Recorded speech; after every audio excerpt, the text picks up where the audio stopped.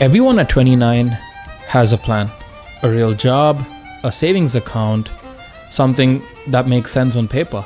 And honestly, there's nothing wrong with that picture. But then there's me, a constant itch that can be scratched, a thirst that can be quenched, multiple failed business attempts, and still editing YouTube videos at midnight, genuinely not knowing if in the end any of this even matters or it's gonna work out. That's not the version of 29 anyone pictures, but it's the real one. And if you're watching this, I'm guessing you've probably got your own version of this feeling sitting exactly with you right now. This is what choosing yourself looks like when you don't have a clean story yet.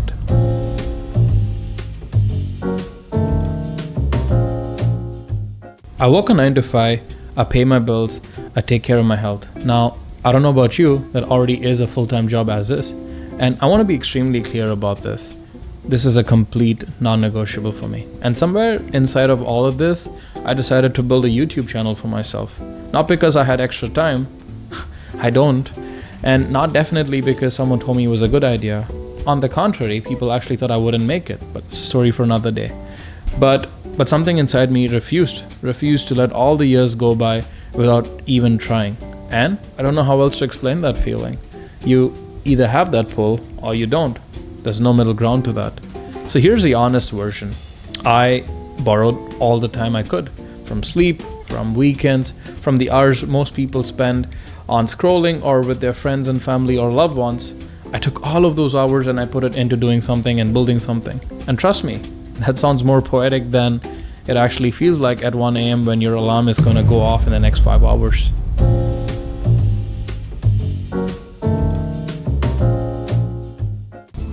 Here's what I want you to sit with for just a second. Just a second.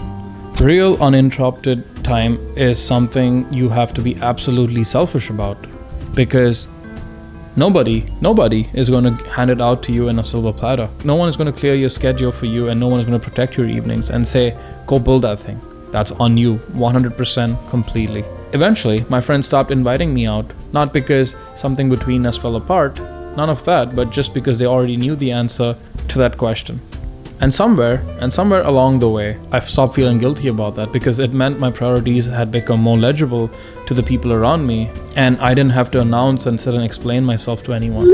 I just became someone who just shows up to doing what they need to get done. That's the reputation I started building for myself. The texts go unanswered, the plans quietly start expiring, and honestly, I just made peace with that, because here's what I realized. And this took me a lot longer than I'd like to admit, but I'm sure you will at some point. Saying no to people isn't necessarily the coldest bit.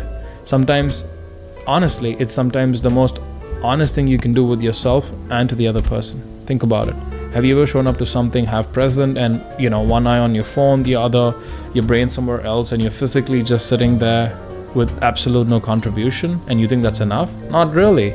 You're just physically there, but you're mentally someplace else. To me, it doesn't look like you're doing justice. When I say no, I'm not disappearing. I'm just somewhere else, building something for myself and doing the thing that I prioritize, instead of just pretending I'm present when I'm actually not. And I honestly think people deserve better than that version of me anyway. So the cost of choosing yourself is absolutely real. I just decided it was worth paying for.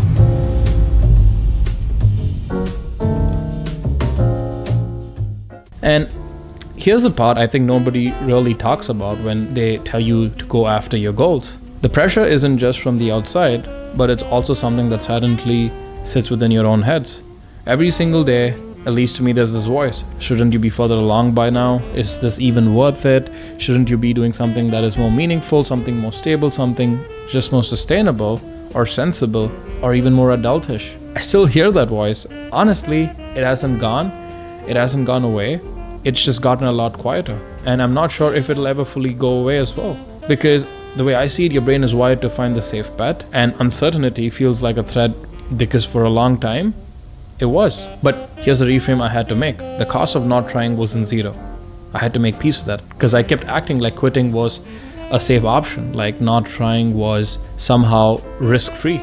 It really isn't, because you pay a price for that as well. You just pay it quietly, and it spans over years in the form of wandering and guilt. And that compound interest is absolutely brutal. I feel it even today.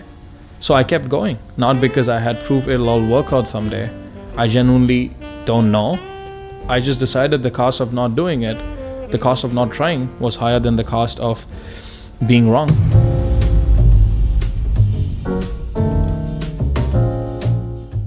And slowly, things started moving. The channel crossed 2,000 subscribers. I know that sounds like a small number to some of you, and by most measurable metrics, it probably is. But I see this a little different. Here's what I actually feel and think about this. Someone out there, a real person, has chosen to watch something that I've produced over the million other things that they could have possibly be doing. This is a victory to me. That's all I can think about. Every single time, that's a real person making a real choice to sit and watch what I'm doing.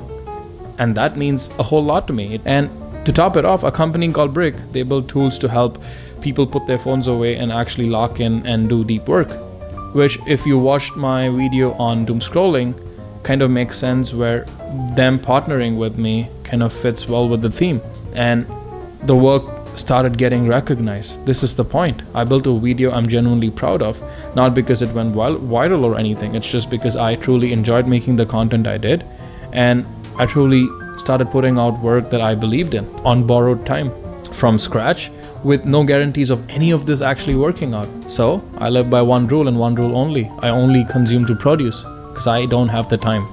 Every video I watch, every podcast I hear, every article I read, it all feeds back into either building me or into the videos I make.